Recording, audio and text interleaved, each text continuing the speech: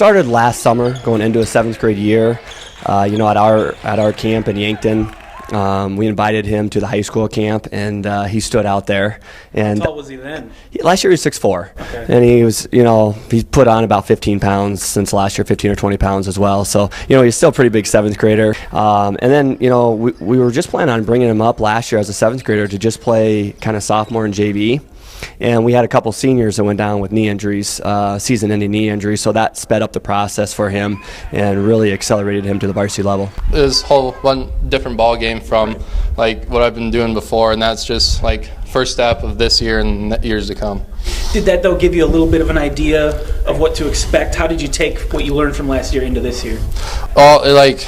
It helped a lot and it made me way better. If I just played this year, it would have been way different. I would have been a way different player. Mm-hmm. Last year, getting that experience in varsity games was invaluable to him and to us as a team. Those are situations and that game at the varsity level, the varsity speed, the physicality of the game. You can't simulate those things in practice. You can't simulate those things in the summer. And then, quite honestly, he worked his tail off this offseason. He got stronger. He knew that he had to be able to become more than just a shooter, which that was basically his role last year. And now this year, his ability to put the basketball on the floor and to play with his back to the basket down low has really improved a lot. And those things don't just happen.